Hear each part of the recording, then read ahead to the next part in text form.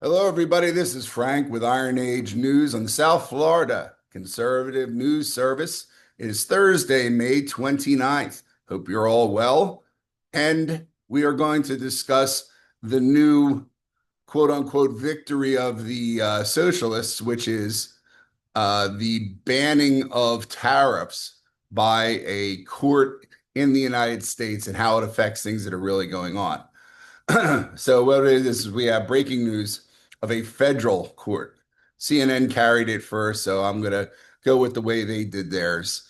Federal courtroom that could have massive consequences, not just on the economy, but for American sovereignty itself. We are fighting with activist judges constantly. The level of lawfare that exists aimed at the Trump administration and thereby at the rightfully elected President of the United States is unparalleled anywhere else in our history.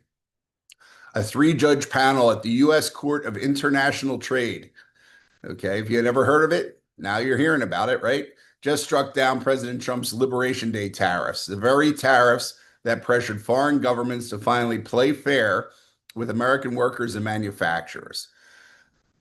And here's the question no one's asking because of the situation around it is who actually benefits from this ruling and why now? So let's talk about this. All right. The lawsuit. And if you want to look these things up, as always, we have written copies of everything or written copies of this type of a talk. This is not the exact same thing. This is not reading from a script from the other site that'll have more detail on the subject. A company called VOS Selections Incorporated filed a lawsuit. So it's VOS Selections Incorporated versus the United States. They are a small wine and spirits importer from New York. They claim that the Trump tariffs disrupted their business, which is fine, okay?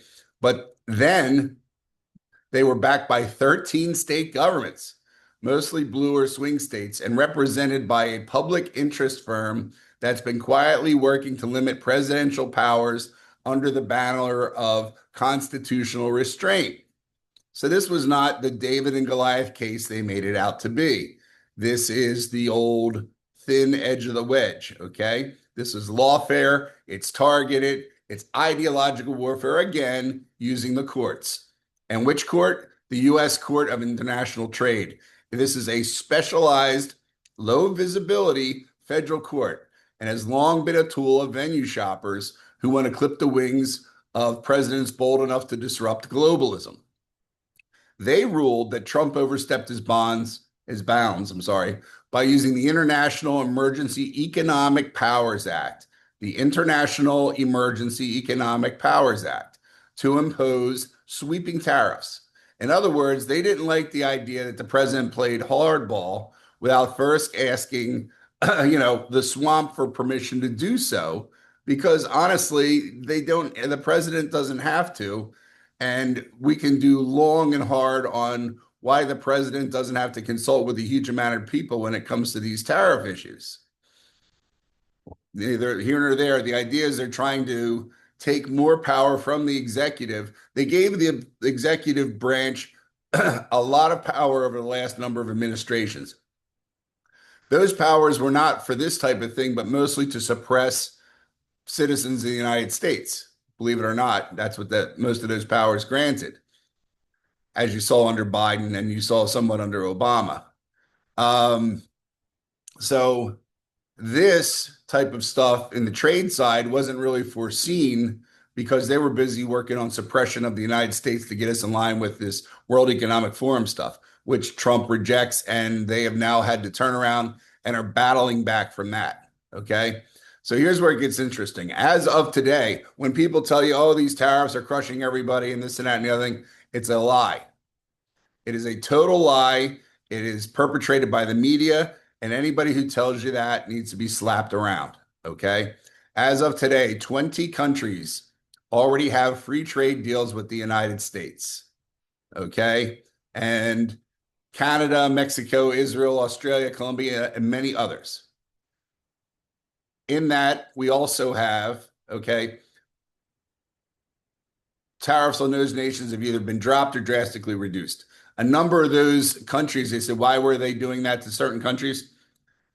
The certain countries that were given these high tariffs, when you said what do they really do, they were countries adjacent to China, which China would then label over. They would send Chinese products to Vietnam or Cambodia, say it's made in Cambodia or Vietnam, and then ship it on. All right. That's how they were going to get around the tariff. Tariff would, of course, been effective if you have those other countries. So the Vietnamese, of course, said, we don't need this nonsense and told the Chinese to go pound sand. Therefore, it became effective. So even China and the United Kingdom are now at the negotiating table. All right. The UK just landed a deal allowing more auto exports and ethanol imports, which I'm not an ethanol fan, but hey, something, right? They're also going to be dealing with us with cattle, which Florida does like because we are a cattle state. China agreed to ease its tariffs to 10% on some U.S. goods in return for a 30% cap on others. So if the tariffs are being worked out and nobody's at 170% or whatever the original number is, why bring the lawsuit now, right? All the heavy lifting is done, right? Wouldn't you say? The numbers have gone back to a legitimately low level and trade is being normalized. Why bring a suit? And how are we getting hurt? How is this little liquor company being hurt, right? Simple, because one player hasn't gotten their deal yet, and that's the European Union. The Liberation Day tariffs hit their industries very hard. The German cars, the French steel, the Spanish wine. They tried to negotiate, but Trump wouldn't budge. There's also, of course, the friction there because the European Union wants the Ukrainian war to continue without America involved in it so that they can benefit from the arms industry and everything else.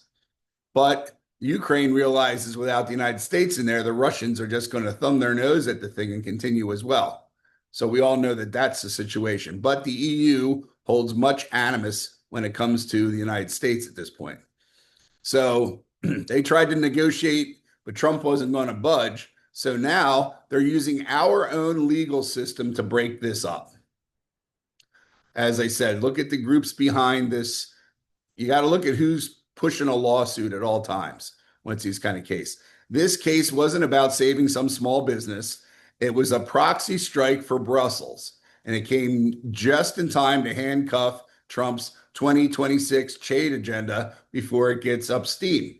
And he does have a trade agenda for 2026, which now with this issue is going to be a lot more difficult to pull off. But, I'm sure he has more than one trick up his sleeve. The fact of the matter is, the president's not supposed to have to spend all of his time pulling tricks up his sleeve.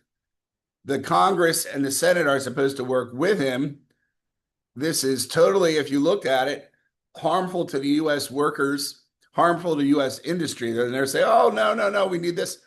We're trying to retool the United States industrial complex.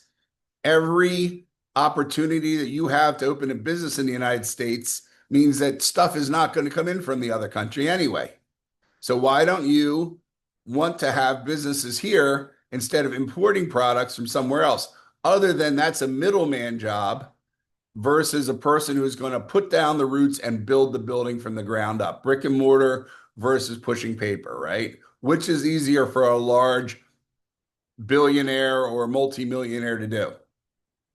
You be the deciding figure on that, right? So this was not just a courtroom loss. It's a strategic move and a bigger plan to restore globalist control over U.S. trade policy. And this is what we're talking about here. The plaintiffs weren't just boutique importers.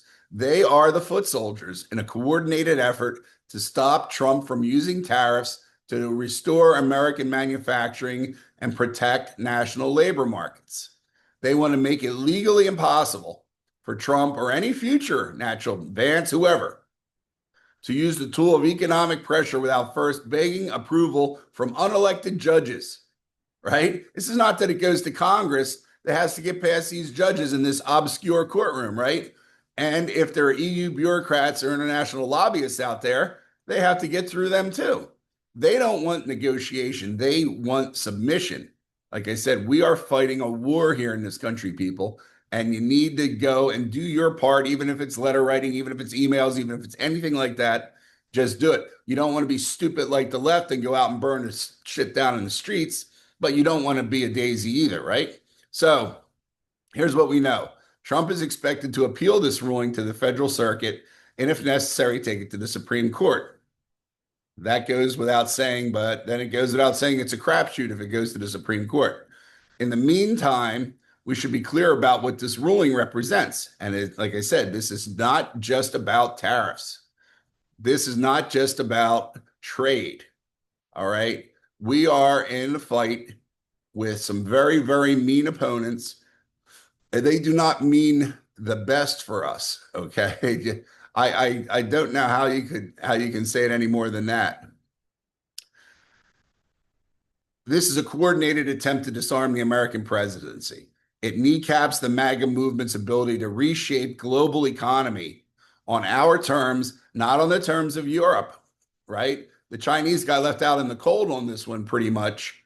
Doesn't mean they don't have their fingers in there, but they had to get themselves down to a reasonable number. I think Europe may be at 50% because they will not negotiate, because they are holding on by a string. Without German manufacturing might, Europe is kind of fucked on a good day. All right.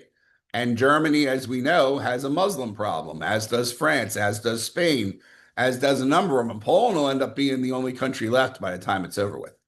So you have to ask yourself, do you want your trade policy decided by elected leaders or foreign interests hiding behind a U.S. court? Because it's not, like I said, the battle isn't over. It's just getting started. It's an every man for himself on the opposition. It is all hands on deck if you're a part of the MAGA movement. So that's about it. If you like what you've heard or have any comments, like, subscribe. We have a newsletter, so you will get the written copies or versions of these videos. Otherwise, we are on YouTube and BitChute and Rumble, Truth. I don't know, the Penny Saver. We're all over the place. So that's about all for now. Have a good day. I will talk to you later on. Goodbye.